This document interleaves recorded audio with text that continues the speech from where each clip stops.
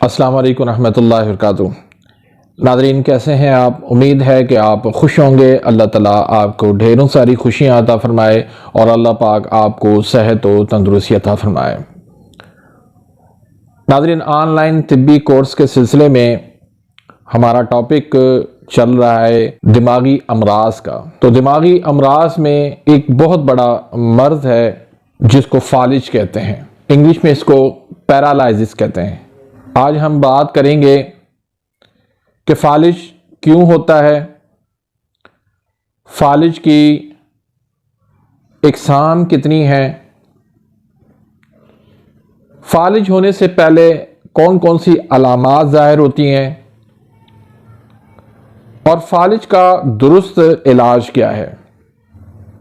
आप तमाम भाई, मेरे सीखने वाले हुक्मा भाई, परेशान हो जाते हैं जब कोई उनके पास मरीज फालिज का आता है। समझ में नहीं आती बात कि इनको किस तरीके से इलाज दिया जाए।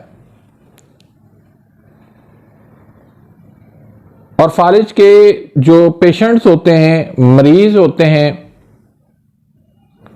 वो चाहते हैं कि हमें फौरी तौर पर फायदा हो जाए। तो इसलिए दुरुस्त इलाज का होना बहुत जरूरी है। सबसे पहले बात हम करते हैं कि फालिज होता क्यों है। नाज़रीन, जो नर्वस सिस्टम है उसके अंदर वेन जिसका ताल्लुक जो है वो ब्रेन से होता है, वो अगर डैमेज हो जाए तब भी फालिज हो जाता है। अगर वो वेन जो है उसके अंदर खून के लोथड़े जमा हो जाते हैं और वो वहां पर ब्लॉक हो जाती है, तो उस वजह से भी फालिज हो जाता है। तो अब इस बात की दुरुस्त तशखीस की जाए कि फालिज का असल सबब क्या है, इसका असल काज क्या है। क्योंकि हमने अलामात का इलाज नहीं करना, हमने असल काज को ढूंढना है। उस काज को ढूंढ के उसका इलाज करना, इसको कानून मुफरद आज़ा कहते हैं। अगर आपने भी एलोपैथी की तरह सिर्फ अलामात का इलाज किया तो फिर आपके अंदर और एलोपैथी के अंदर क्या फर्क रह जाएगा। तो इसलिए भाई, आपने दुरुस्त तशखीस करनी है और फिर उसका इलाज करना है। तो आसान लफ्जों के अंदर मैं आपको बताने लगा हूं कि कानून मुफरद आज़ा के अंदर फालिज 3 किस्म के हैं। एक फालिज आसाबी है, दूसरा फालिज उज़लाती है और तीसरा फालिज गुद्दी है। और फालिज जो होता है वो हमेशा मशीनी तहरीक में होता है। मशीनी तहरीक की शिद्दत से उसके पिछले उज़ू की कीमियाई तहरीक के अंदर तहलील होने से फालिज होता है। अब जहां तहलील हो रही है उसको आप खत्म कर दें, फालिज का आप आसानी से इलाज कर सकते हैं। लेकिन दुरुस्त तशखीस यह बहुत जरूरी है। तशखीस के बगैर तजवीज किसी काम की नहीं है। सिर्फ नुस्खे ढूंढ ढूंढ के बनाना और मरीज को देना, ये अताइयों का तो काम हो सकता है, लेकिन एक अच्छे तबीब का काम यह नहीं है। एक अच्छा तबीब वो नुस्खों के पीछे नहीं भागता, बल्कि इलाज का उसूल ढूंढता है, इलाज का कानून ढूंढता है, इलाज का काज ढूंढता है, उस मुताबिक अपने जहन से उसको नुस्खे बना के दे देता है। तो भाई हमने एक अच्छा तबीब बनना है, तो इसके लिए जरूरी है कि आप तशखीस करें, जो आपको तहरीक मिले, तहरीक, तस्कीन और तहलील के मुताबिक आपने उसका इलाज करना है। और फालिज के नुक्साजात के अंदर आपने अक्सीर लाजमी तौर पर देना है। अक्सीर के बगैर आप फालिज का इलाज नहीं कर सकते। और आम अमराज से फालिज के मरीज को दवाई आपने ज्यादा देनी है। अगर दूसरे मरीजों को आपने एक गोली देते हैं तो फालिज के मरीजों को आपने उसकी जगह 2 गोलियां देनी है। आपने अभी तक मेरे इस चैनल को सब्सक्राइब नहीं किया तो प्लीज सब्सक्राइब कर दीजिए, बेल आइकन घंटी के निशान को प्रेस कर दीजिए ताकि मेरी हर आने वाली लेटेस्ट वीडियो का नोटिफिकेशन आप तक पहुंच जाए और आप मेरी वीडियो से मुस्तफीद होते रहें। इसमें नाजरीन आपने सबसे पहले हम आसाबी फालिज की बात करते हैं। आसाबी फालिज आसाब की मशीनी तहरीक के अंदर यानी आसाबी उजलाती के अंदर होता है। यह फालिज बलगम की और सर्दी की ज्यादती की वजह से होता है और यह हमेशा ज्यादातर लेफ्ट साइड का फालिज होता है, लेकिन बाज़ औक़ात यह राइट साइड का भी फालिज होता है। वो आपने नब्ज़ से देखना है कि अगर मरीज आपके पास जो आया है आसाबी उजलाती का है तो आपने फिर उस हिसाब से इलाज करना है, चाहे फालिज वो राइट साइड का हो या लेफ्ट साइड का हो।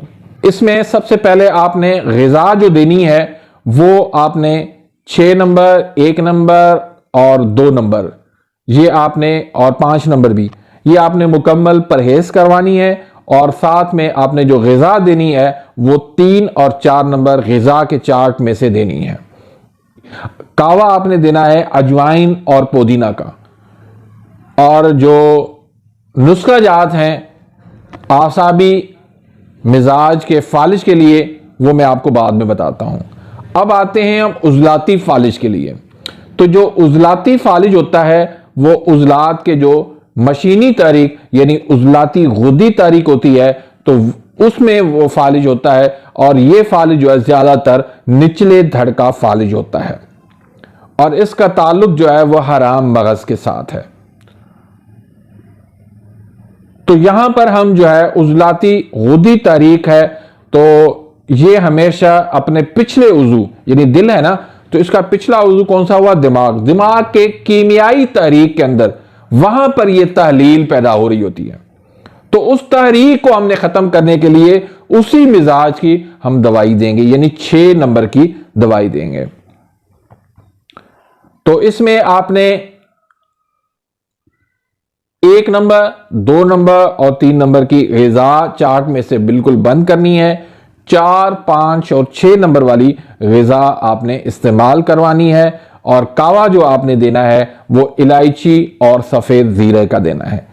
1 चुटकी जो है वो आपने देनी है सफ़ेद ज़ीरे की और 3 दाने जो है वो छोटी इलायची के आपने डाल के वो आपने कावा बना के सुबह शाम देना है या सुबह दोपहर शाम 3 टाइम पे दे सकते हैं। तो उसके साथ जो नुस्खा जात हैं उजलाती फालिज वाले वो आपको मैं बाद में बताता हूं।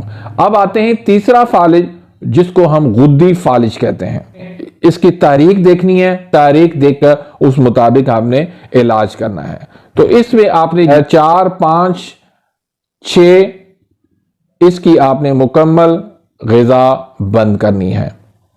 उसके साथ आपने जो ग़िज़ा देनी है वो आपने 1, 2, 3 नंबर की ग़िज़ा देनी है। और कावा आपने देना है चाय की पत्ती का, उसमें नींबू निचोड़ के। तो ये है गुद्दी मिजाज का फालिज। अब आसाबी मिजाज का जो फालिज है उसके लिए जो नुस्खे आपने देने हैं उसमें एक नुस्खा देना है अक्सीर 4 का नुस्खा। उसमें पारा है 10 ग्राम, गंधक आंवला सार है 70 ग्राम। दोनों आपने मिला के 4 घंटे तक इसको खल करना है और 100 mg के कैप्सूल भरकर सुबह, दोपहर, शाम, रात को देना है। उसके साथ आपने हब्बे फौलादी का नुस्खा देना है जिसमें है तरफला 15 तोला, कुश्ता फौलाद जामन वाला वो 4 तोला और कुश्ता कुचला या कुचला मुदब्बर ये आपने देना है 4 तोला। तो इन चीज़ों को आपने सफ़ूर बना के 500 mg का कैप्सूल भर के सुबह, दोपहर, शाम और रात को एक एक कैप्सूल देना है।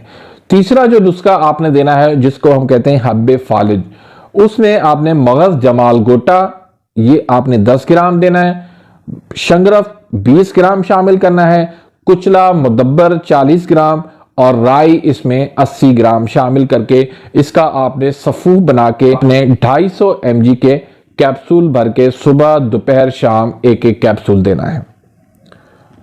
तो अब हम आते हैं उजलाती फालिज की तरफ जिसको निचले धड़ का फालिज भी कहते हैं। तो इसका इलाज हम जो है वो 6 नंबर में यानी आसाबी गुद्दी तारीख में करेंगे। तो उसमें जो हमें दवाइयां देनी है उसमें एक अक्सीर 6 का नुस्खा देना है। उसमें है अजरल यहूद 10 ग्राम, कहर बादशाहमई 10 ग्राम, नौशादर 10 ग्राम, इलायची छोटी 10 ग्राम, चीनी 40 ग्राम। इसका सफ़ू बना के आपने 500 mg के कैप्सूल भर लेने हैं, सुबह, दोपहर, शाम एक एक कैप्सूल देना है। तो इसी तरह 6 मुलयन का नुस्खा देना है। उसमें है सुहागा बिरिया 70 ग्राम, मुलट्ठी है 10 ग्राम, शीरे मदार है 5 ml और रेवन चीनी है 40 ग्राम। 500 mg के कैप्सूल भर के सुबह, दोपहर, शाम देना है। और तीसरा नुस्खा जो है वो 5 हाजम का नुस्खा है। ये भी आपने सुबह, दोपहर, शाम 500 mg के कैप्सूल एक एक देना है। अब आते हैं गुद्दी मिजाज का जो फालिज है यानी गुद्दी आसाबी मिजाज का। तो उसमें आपने नुस्खा देना है अक्सीर 2 का। उसमें क्या चीजें हैं, सिमुलफार है 1 ग्राम, कुश्ता चांदी है 20 ग्राम। तो इन दोनों को आपने मिला के 2 घंटे तक आपने खल करना है। तो ये जो है आपने 10 से 30 mg सुबह, दोपहर, शाम, रात 4 टाइम आपने देना है। दूसरा नुस्खा है 2 मुलयन का। इसमें है मगज करिंजवा 50 ग्राम, आंवला 50 ग्राम, फिटकड़ी बिरिया 100 ग्राम और हलीला स्याह बिरिया ये 200 ग्राम। 500 mg के कैप्सूल भर के सुबह, दोपहर, शाम एक एक कैप्सूल आपने देना है या 4 टाइम पे आप दे सकते हैं। उसके साथ एक नुस्खा है जवारिश इमली, इसकी माजून बनानी है आपने। ये माजून बना के सुबह, दोपहर, शाम आधी आधी चम्मच देनी है। तो नाज़रीन ये है फालिज का इलाज और इसके नुस्खा जात। तो ये आप इस्तेमाल कराएं। अल्लाह के फजल करम से एक परफेक्ट इलाज है। इसी तरीके से आप इलाज करें, आपका इलाज कभी भी नाकाम और ख़ता नहीं जाएगा। एक बात यह कि अगर आप हकीम नहीं हैं तो ये नुस्खे आप बनाने की कोशिश ना करें। ये बहुत नुकसानदा चीज़ें हैं जो आपको नुकसान पहुंचा सकती हैं। दूसरी बात कि अगर आपको ये अद्वियात चाहिए तो मेरा व्हाट्सएप नंबर मौजूद है, तो आप रब्ता करके मुझसे मंगवा सकते हैं।